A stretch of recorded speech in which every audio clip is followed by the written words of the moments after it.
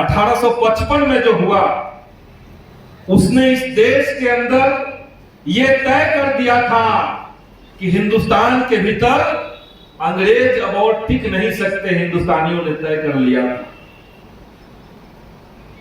साहेबगंज के एक गांव में जब 40,000 लोगों की जुटान हुई, भोगनाडीह गांव में 400 गांव के लोग इकट्ठा हुए, तब मजबूरी में अंग्रेजों को मार्शल लॉ लगाना पड़ गया था और उसकी धमक अंत तक बनी रही।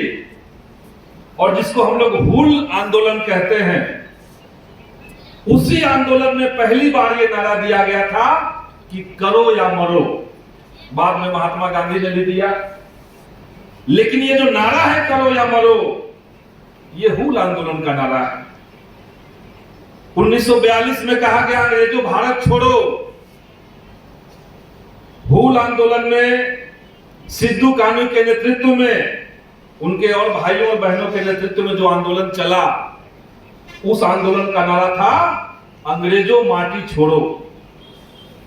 तो जमीन से अंग्रेजों को बेदखल करने का जो एक प्रयास था, हालांकि इसका इतिहास में अगर हम जाएं तो 1771 में जब तिलका मांझी के नेतृत्व में बड़ा आदिवासी आंदोलन चला था, तो इतिहास में कई सारे संघर्ष ऐसे होते हैं जो भले ही जीत के मुकाम पर न पहुंच पाए, लेकिन उनका जो इतिहास बोध होता है, उनका जो संघर्ष का तेवर होता है, वो आने वाले समय में इतिहासों की श्रृंखलाओं को खड़ा करता है। और एक बार ऐसा आता है जब 15 अगस्त 1947 को अंग्रेजों को हिंदुस्तान छोड़ना पड़ता है।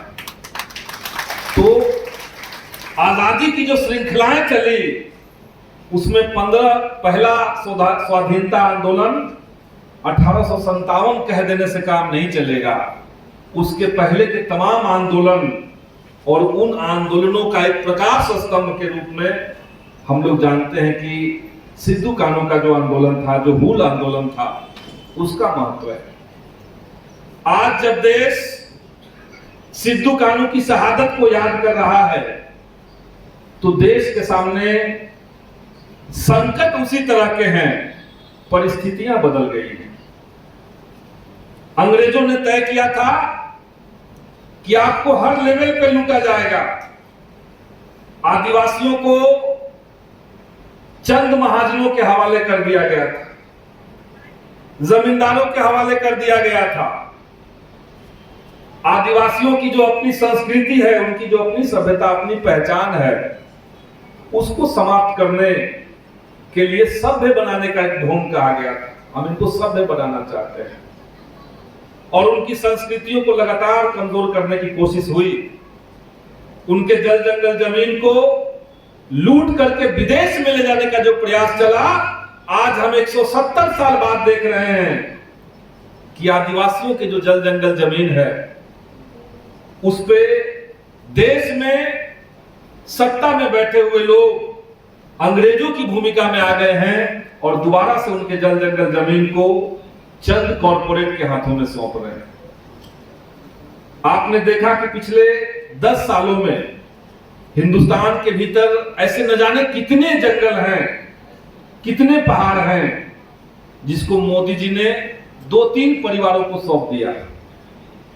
बगल में झारखंड है, बगल में उड़ीसा है। दोनों इलाकों में जाकर के देखिए, एक बड़े हिस्से को जहां पे आदिवासी न जाने कब से रह रहे हैं। जब हिंदुस्तान का नाम हिंदुस्तान नहीं था, जब भारत को भारत नहीं कहा जाता था, उससे पहले से जो लोग रह रहे थे, उनको किसी तरीके से बेदखल करके उनके नीचे का जो खजाना है, नीचे जो खनिज संपत्ति है, उसको चंद कॉर्पोरेट को सौंपने के लिए तमाम तरह के नियम बनाए गए। और इसीलिए समय समय पर देश के भीतर आदिवासियों ने बगावत की है। और आज जब आदिवासियों के हक अधिकार पर दोबारा संकट मंडरा रहा है, जमुई के तमाम इलाकों में, जिन जंगलों के गांवों में आदिवासी और गैर आदिवासी समुदाय के लोग न जाने कितने सालों से खेती कर रहे हैं, इनको याद आया कि वहां पे वन लगाएंगे, पेड़ लगाएंगे।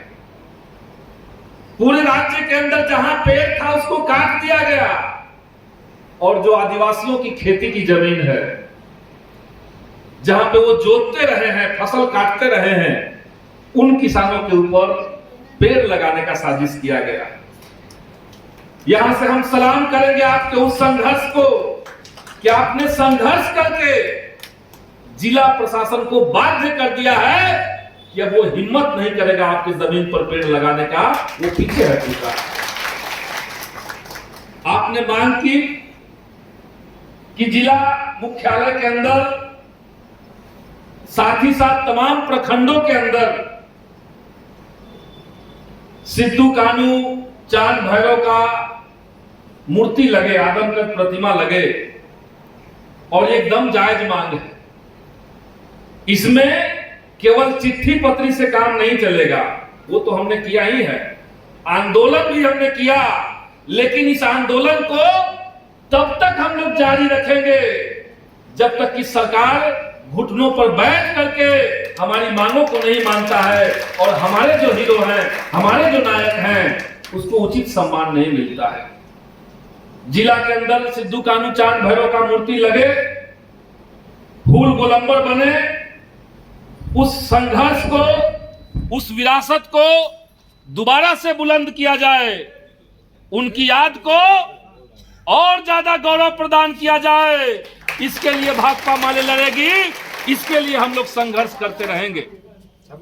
वन अधिकार कानून 2008 में बना, 8 से लागू हुआ, लेकिन चुन करके तमाम आदिवासी इलाकों में जहां न जाने कितने समय से गरीब बसे हुए हैं, उनको अपनी जमीन का पर्चा चाहिए। जिस घर में बसे हुए हैं उस घर का पर्चा चाहिए, जहां पे खेती कर रहे हैं उस जमीन का पर्चा चाहिए। कानून बन गया है, लेकिन मोदी जी इसको लागू करना नहीं चाहते हैं। मोदी जी इसको लागू करना नहीं चाहते हैं। जो अच्छे कानून गरीबों के पक्ष में बनेगा उसको ठंडे बस्ते में डाल दिया जाता है, और जो गरीबों को उजाड़ने के लिए, आदिवासियों से जल जंगल जमीन छीनने के लिए जब कानून बनता है, तो यही सरकार पूरी मुस्तैदी के साथ कोर्ट का आदेश लेकर के, कानून का हवाला देकर के जनता के बीच में जाती है। तो इस बार तय कर लीजिए, पूरे जमुई के अंदर जितने आदिवासी समुदाय के हमारे साथी हैं, जितने किसान हैं, सबको एकजुट होकर के संघर्ष करना पड़ेगा, और जब तक हमारी जमीन का पर्चा नहीं मिलेगा हम लोग का संघर्ष बंद नहीं होगा। ये कहां का न्याय है कि हमारे आदिवासी जिस चटाई पर सो रहे हैं उस चटाई के नीचे की जमीन अभी तक उनके नाम से दर्ज नहीं। जिस थाली में खाना खा रहे हैं उस थाली के नीचे की जमीन उनके नाम से नहीं। देश में कानून आपने बना दिया और जमीन पर उस कानून को आपने लागू नहीं किया है। तो इसलिए कोई मतभेद की गुंजाइश ना हो। लंबे समय से यहां पे आदिवासियों को एकजुट करके भाकपा माले का संघर्ष चलता रहा है, और सिद्धू कान्हू की जो विरासत है, तिलका मांझी का जो विरासत है, भगवान बिरसा मुंडा का जो विरासत है, उस विरासत को लेकर के आप सबके साथ भाकपा माले अंतिम दम तक लड़ेगी। इसके लिए आप लोग तैयार रहिए, इसके लिए आप लोग संघर्षरत रहिए, ये हम आपसे कहना चाहते हैं। और एक नया संकट आप देख रहे हैं कि सरकार अगर अभी भी नहीं चेती, अभी भी सरकार अगर सचेत नहीं हुई, तो संकट गहराएगा इस देश के अंदर पर्यावरण का। जिस रफ्तार से जंगलों को नष्ट किया जा रहा है, भले ही आपके खेती की जमीन पर वो लोग पेड़ लगाना चाहते हैं, लेकिन जंगल उजाड़ रहे हैं। जंगलों के अंदर पेड़ नहीं लगाना है, जहां लोग बसे हुए हैं वहां पेड़ लगाने का इनको सपना आता है।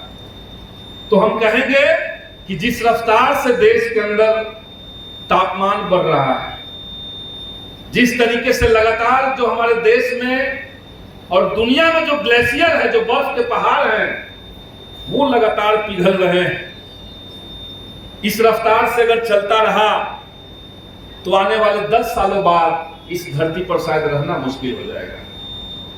और अगर अडानी अंबानी का जो लोभ लालच है, उसके चुंगल में अगर नरेंद्र मोदी जैसी सरकार इसी तरीके से गिरफ्त रहेगी, तो इस देश के पर्यावरण को, इस देश में गरीबों को शायद सबसे बड़ा संकट झेलना पड़ेगा।